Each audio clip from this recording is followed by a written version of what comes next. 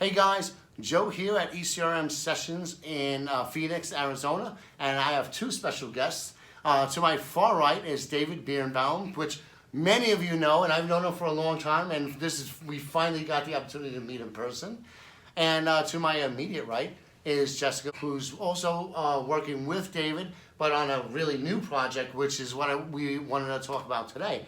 So, Dave, you want to set it up and give a little background, and then we'll get into it? Sure. Well, as Joe said, this is Jessica Wex. We feel very, very fortunate at SmartMouth Oral Health Industries that we were able to recruit Jessica from the CBD hemp industry, the whole cannabis industry really, and with Jessica being right in the middle of the real industry growth in Denver, we're bringing her aboard to start a new division for SmartMouth.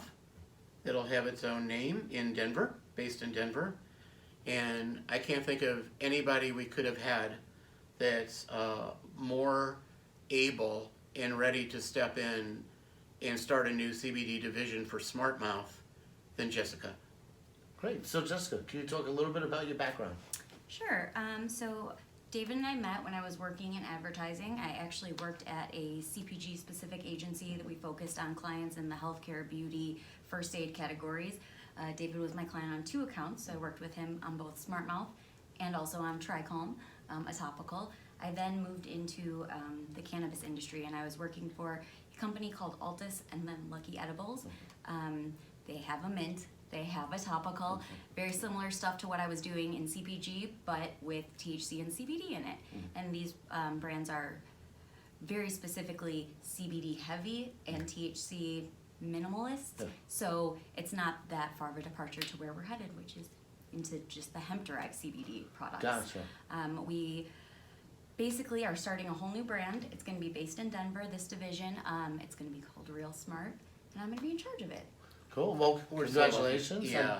And, I think the real cool thing is what we talked about before is that you're looking to bring the expertise of a seasoned CPG supplier to the CBD industry, because as we know, there's a lot of startups, and a lot of them don't have that experience. And what have you seen in as far as the challenges? There are so many. Well, without FDA really giving you any regulations to follow, I mean, at least the cannabis industry is highly regulated. It's very specific in terms of the rules and there is a lot of gray area to work around, but without anything, you don't really know. There is no vetting. Yeah. And there's just a lot of misinformation out there. So it's going to be a uphill battle with education and, I mean, even just waiting until the FDA goes to work. Yeah, I think a lot of people are in that position. I mean, especially the retailers who are, some of them are getting into the topicals, but they're really hesitant about getting into the ingestibles, except for some of those on the West Coast, So they're taking a wait and see approach, meeting with as many people as they can, but you don't know. You just don't know. They assume it's going to be favorable, the FDA opinion, but they don't know. So what are you doing? What kind of things are you doing now as you get prepared? Well, we have settled on a name. We're looking into our website domains, our Instagram handle, but really what I think that our strength is going to be is that we have the CPG background, which a lot of the companies out there, I hear horror stories all the time about people who won't send samples to Target. Yeah. And it's, or they don't know what a barcode is or why you would need one. Yeah.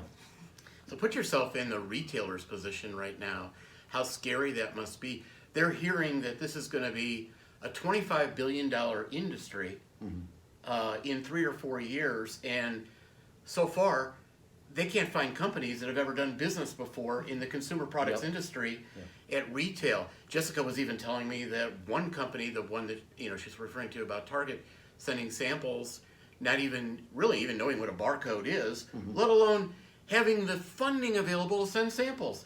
So imagine if you're a retailer, what that must be like right now. We're having retailers come to us constantly because we've got a great reputation in the industry for quality, consumer products packaging, service. We know the cost of doing business. We've got retailers constantly saying, would you guys please get into this? Please? Okay. Yeah. And so then I went out and I got Jessica, because that was the missing piece. Because you know what? We know consumer products. We know how to do that, but CBD, I didn't even know what it was 6 months ago. So now what's next? Well, Jessica is going to be putting a lot of time into deciding which categories we should be in. She has so much experience with this firsthand. I mean, she knows so much more than we do in terms of what's already saturated. Yeah. Where is there a point of difference? How do we have a point of difference? So that's what Jessica's working on, and my goodness, she's going to be starting a whole brand new division in a city that I just started going to recently. Yeah, well, it's the epicenter of it all. So can you talk about any of the categories that you're gonna start with? I can tell you what I'm looking into first. Okay. I'm thinking of pet products. I mean, I know that there are some already available. I know that I've been seeing a lot of people coming into dispensaries looking for the cheaper alternative to what's being sold in pet stores. Yep. And I know that people spend on their animals like it's their baby. And a lot of people might not know about this, but we just actually launched under a third brand. It's called Breath Vet. It is our first doggy product. Wow, all right. So we're already entering that pet market.